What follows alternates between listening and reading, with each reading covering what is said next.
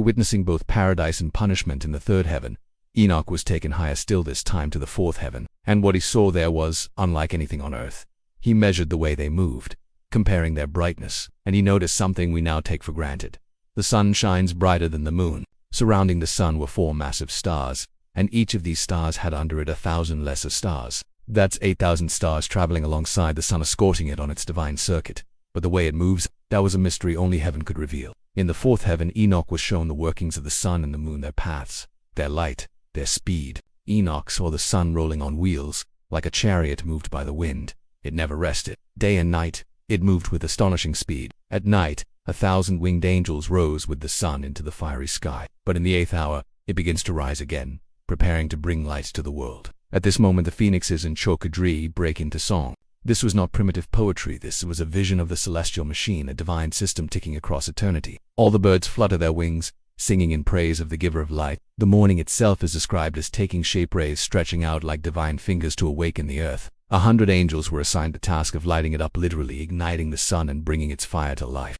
The lunar year had only 354 days, 11 short of the solar year. These epochs or missing days caused time to slip, unless correct. Heaven accounted for this with a grand cycle lasting 532 years. Staggering cosmic math few have ever understood. By day, Enoch saw 15 myriads of angels attending the sun. He had already seen their torment in the second heaven. Now, here were their siblings, silent, broken, shamed. Their faces were gaunt, their eyes heavy with sorrow. Their mouths were sealed in silence. But the Lord has condemned them to remain beneath the earth until the end of time. And with one unified voice, the Grigori began to sing. Their cry rose up to God, not in rebellion, but in lament, in longing, in fragile praise. Why is there no service to God in this heaven? Why not lift your voices in service again? Do not provoke the Lord further. There was no joy here, no purpose, only regret. These are the Grigori who rejected the Lord of Light. With their prince Satanael they turned away. They married human women, corrupted creation, and birthed giants, beings of violence and chaos. Their fall was legendary, and their punishment, eternal sorrow. These beings were enormous. Their feet and tails resembled lions. Their heads were shaped like crocodiles. Among them were those who governed the seas and rivers, the fruits of the earth, the grass that feeds all life. There were scribes, 2 angelic beings who recorded the deeds of every soul before the face of the Lord. Their wings were angelic, 12 apiece, and their bodies shimmered like rainbows, pearlescent and radiant. Their size, about 900 measures across. And then came something stranger, creatures called phoenixes and chorkydri, and they sang too, loudly, beautifully, continuously. Their faces gleamed like the sun. They were perfect in harmony, no difference in dress, behavior, or speech. These were the angels who understood the deep order of creation. They studied the stars, tracked the cycles of the sun and moon, and guided the seasons of the earth. There, too, were 6 great gates, aligned with the east. The number of days, 365 and 1/4, just as our solar calendar still reflects. He learned that when the sun sets, it actually continues its journey beneath the earth, guarded by 400 angels. Their song was indescribable to sweet, too vast, too holy for human tongues. These strange creatures sang as they accompanied the sun, bringing both heat and dew, just as God had commanded. They had been stationed near the Lord's throne, in a place called Urban, but they chose to defy their purpose, to go their own way. That one decision tainted the earth with lawlessness. He saw 6 of them, each precisely measured. The angels showed him how the sun moved through each gate, following the months and seasons in perfect rhythm. This was ordered divine calendar written into the sky itself. Then Enoch was brought to the gates of the east, gates through which the sun rises each day. After watching the sunrise, Enoch was taken west to where the sun sets. During the night, the sun stands still for 7 great hours. Enoch then learned about the lunar path. The moon moved through 12 eastern gates and 12 western gates, completing its journey differently from the sun. He was told about spirits swifter than wind, about angels with 6 wings flying in 7-fold paths across 19-year revolutions. Then Enoch was brought to the 5th heaven. What he saw here was unexpected. No singing, no celebration, no light. Instead, there were soldiers countless in number. These were the Grigori, a race of angelic beings that looked like humans but stood taller than giants. Enoch asked, "Why do they look like this?" The angels answered him with a painful truth. They had once stood before God, but when they saw the daughters of men, they descended to earth and broke their vows. 3 of the Grigori were named specifically. They were the ones who first left heaven. Enoch saw them weeping for their brothers, those imprisoned in lower realms. He spoke to them, "I saw your brothers and I prayed for them." Then he turned to these fallen ones and asked, "Why do you wait here in silence?" And for the first time in ages, they listened. Enoch's words stirred something in them. The four ranks of Gregori began to move. Then, for trumpets sounded across the heavens. It was a moment of unexpected redemption. Then, the angels lifted Enoch once more to the sixth heaven. Here, everything changed again. He saw 7 bands of angels, brighter than anything he'd yet seen. But they weren't just observers, they were instructors. When evil arose, they gave commandments and warnings. They didn't just watch, they acted. These were archangels higher than ordinary angels. In their midst were 6 phoenixes, 6 cherubim, and 6 six-winged beings. And this was just the 6th level. But Enoch's journey wasn't done. The angels now prepared to take him to the 7th heaven. The 7th heaven, as Enoch ascended, he felt his very soul tremble. Nothing could have prepared him for what he was about to witness. These were the foundations of the cosmic government, the angelic forces who stood watch over reality itself. Their presence wasn't just majestic, it was terrifying. And Enoch, still just a man, began to shake in fear. Here, the light was overwhelming, not just brightness, but a living force. He saw vast legions of fiery troops, archangels, dominions, thrones, cherubim, seraphim, and others, whose very names escape human language. 9 regiments in total, each stood at their proper rank, arranged in divine harmony. These were not idle beings, but once again, his angelic guides comforted him. Have courage, Enoch, do not be afraid. There was no shadow here, no confusion, only order, power, glory. And then, something extraordinary happened. They pointed ahead and Enoch saw the Lord, not up close, not yet, but from afar, seated high upon an unimaginable throne. It radiated a light that seemed to pulse with eternity itself. Then the angels told him something profound. The Lord doesn't dwell in the 7th heaven. He lives even higher on X. In Hebrew, they called it Araf. Their voices are small and gentle, filled with reverence, and they never ceased singing. Around the throne, cherubim and seraphim stand at full attention. The 6-winged ones, the many-eyed ones, that do not leave. They remain before the Lord, doing his will without hesitation. My soul has left me. I trusted those 2 who led me here. And now I am alone. He lifted Enoch as easily as a wind carries a leaf. And together, they rose higher to realms no mortal had ever seen. And so, every day, all the heavenly troops rise up those 10 steps leading to the Lord's throne, bow before him, then return to their stations with joy and song. This was the home of the stars, the very dwelling place of the constellations. It was here that the celestial houses circled in divine rhythm. What we look up and see as stars, Enoch was now seeing as spiritual abodes, cosmic waypoints in God's masterful sky. Heaven and earth are full of your glory. They sang these words endlessly, not out of obligation, but from the overflowing awe they carried in his presence. This was the realm of shifting seasons, drought and rain, growth and stillness. Here resided the 12 constellations of the zodiac, the great circle of the firmament that danced above all the heavens below. Holy, holy, holy, Lord of hosts. And then Enoch's guide said something unexpected. Around it stood troops of angels, cherubim, seraphim, the many-eyed ones. Their singing never ceased. The throne was glory itself. This is as far as we're permitted to go with you. Like molten iron pulled from a furnace, radiating light and power but alive, sparks flew from it, and yet it remained perfect, terrible, beautiful, holy. And with that, they left. Too wonderful to speak of, just him in the vast silence of the 7th heaven. Suddenly Enoch was alone, no guides, no comfort. Anoint him with my ointment, dress him in the robes of my glory. He anointed Enoch with a divine oil, one brighter than any light, smelling sweeter than dew, faster in wisdom than all others, the one who recorded the deeds of God. The glow of it outshined the sun. When Enoch looked at himself, he no longer saw a man. He looked like one of the glorious ones, transformed, radiant, eternal. Fear gripped him. What's happening to me? He whispered, collapsing on his face. Woe is me. But the Lord heard. He sent the archangel Gabriel to him, a mighty one among the hosts. Gabriel gently spoke. Have courage, Enoch. Do not be afraid. Rise before the Lord's face. Come with me. For 30 days and 30 nights, he wrote without pause. In total he recorded 366 books, each filled with the knowledge of the divine realm. How the thunder rumbles, how the sun and moon follow their paths, the meaning behind the stars, the structure of time itself, seasons, years, days, and hours, the languages of all humankind, the origins of music, law, commandments, and the voices of angels. But Enoch, trembling, could barely respond.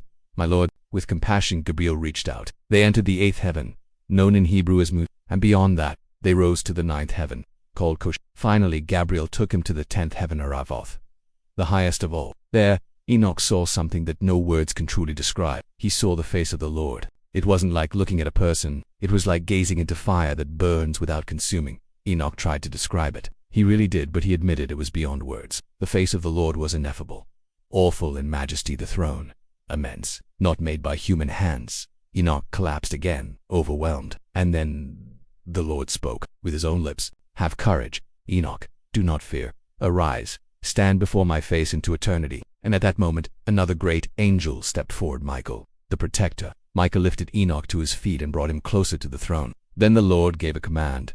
Remove from Enoch his earthly garments. And Michael obeyed. Then the Lord summoned another archangel, Provo, keeper of knowledge. Bring forth the books, the Lord said, the books of quick writing. Give them to Enoch. Provo obeyed. And then he began to teach Enoch everything. He told Enoch the secrets of heaven, earth, sea, and sky. Then Provo said, sit and write, and Enoch did.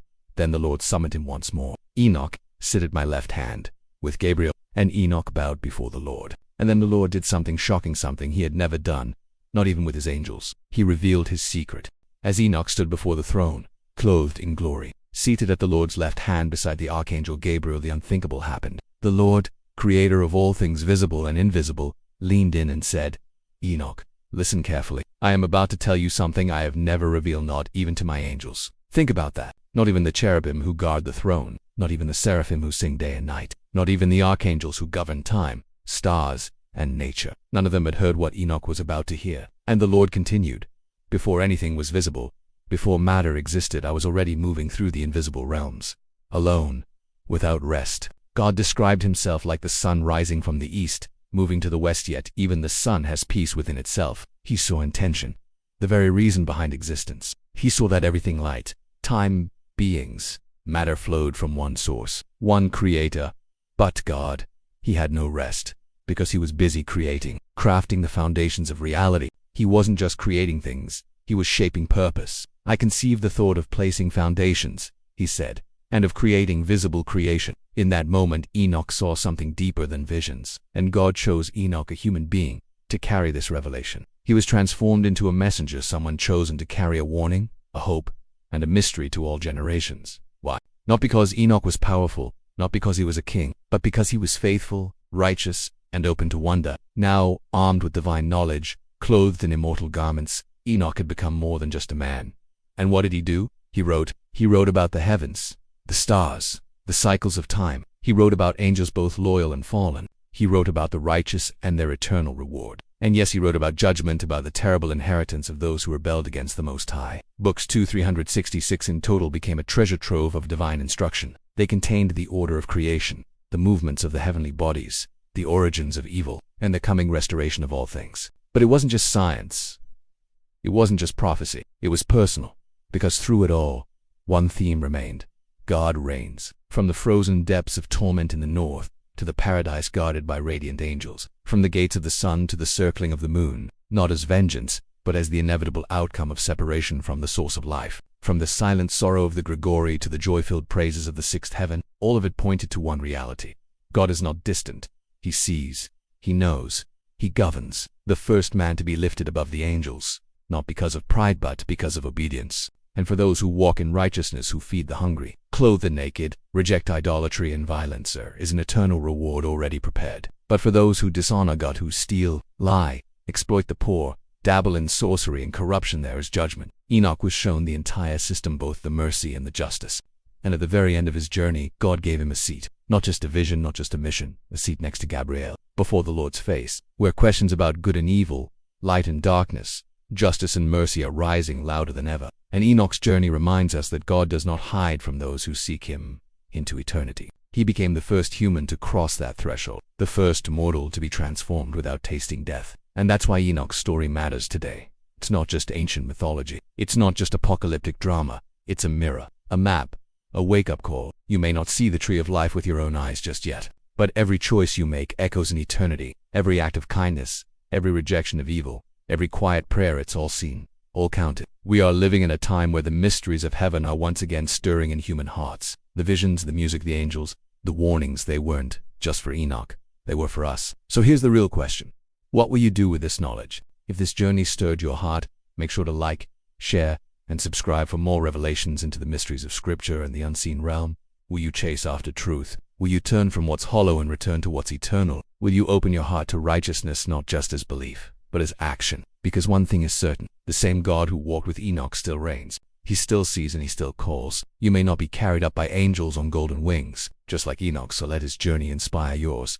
Let his courage stir something in you. Let his encounter with the divine remind you. Heaven is not far. And one day, when your journey ends, may you to hear the voice of God say, "Have courage. Do not fear. Stand before my face into eternity." Thank you for walking with us through the 10 heavens of Enoch.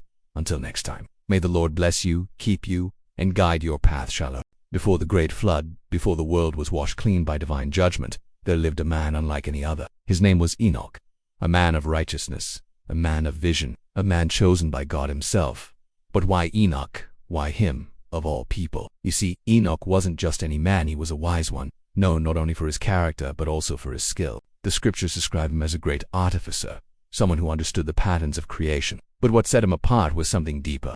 It is not just a book, it is a cosmic diary of a man who saw beyond the veil. God looked upon Enoch with favor, divine favor, and because of that, Enoch was chosen to see what no other man had ever seen.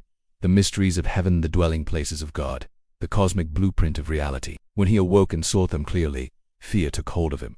His face changed with terror, but they said, "Have courage, Enoch, don't be afraid." He called them together and revealed everything the angels had spoken. But before leaving, he gave him a final message.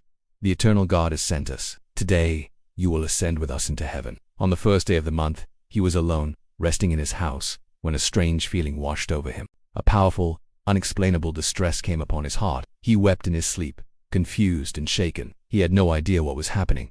But then 2 beings appeared. 2 men, if we can even call them men, unlike anything he'd ever seen on earth.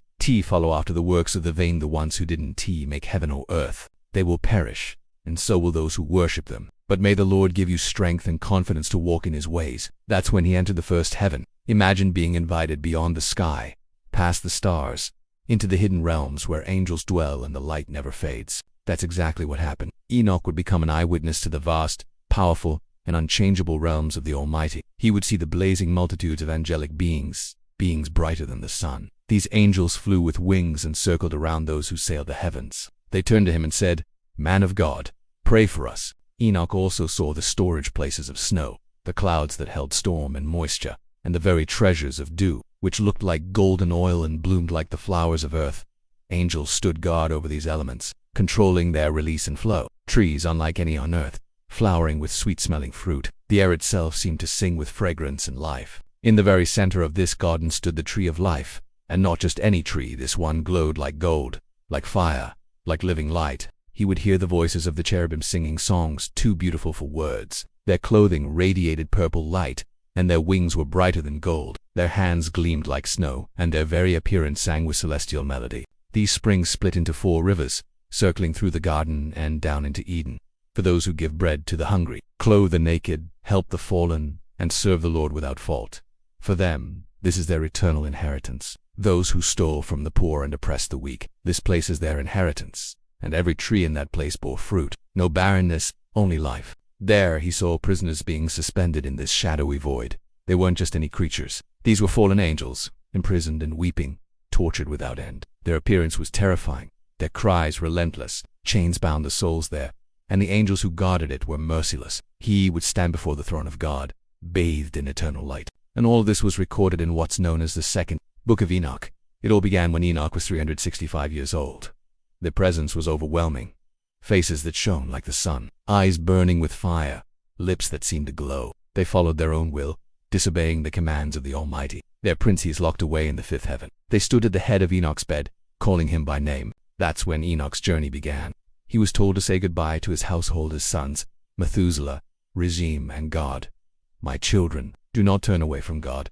And with that, Enoch departed. The angels lifted him up on their wings and carried him beyond the clouds, beyond what we see with our natural eyes. And what did he see? A sea, but not just any sea, a great sea larger than any body of water on earth.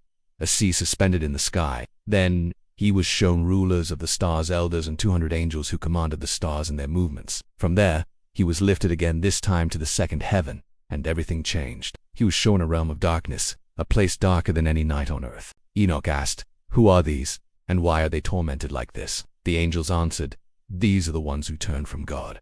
Hearing this, Enoch's heart was moved. Even in the presence of such fallen beings, he felt pity. But Enoch replied with humility, "Who am I, a mortal, to pray for angels. I don't even know where I'm going. And with that, the journey continued. The angels then brought him to the third heaven. There, Enoch saw something entirely different. Instead of darkness and torment, he witnessed beauty beyond imagining. Its roots stretched into the ends of the earth, while its branches filled paradise. Enoch saw the waters that flowed from its streams of honey and milk, oil and wine. Guarding this garden were 300 radiant angels, singing to the Lord day and night. When Enoch asked about this place, the angels answered, "This is prepared for the righteous." But not far from that paradise, Enoch was shown something dreadful. A terrible place on the northern side, a place of torment, filled with fire and frost, unending thirst, and icy darkness. "Who is this for?" Enoch asked. And the answer chilled him. For those who defiled the ways of God, those who practiced sorcery, idolatry, murder, and corruption. He had seen both the reward of the righteous and the punishment of the wicked, and he hadn't even reached the halfway point of his journey.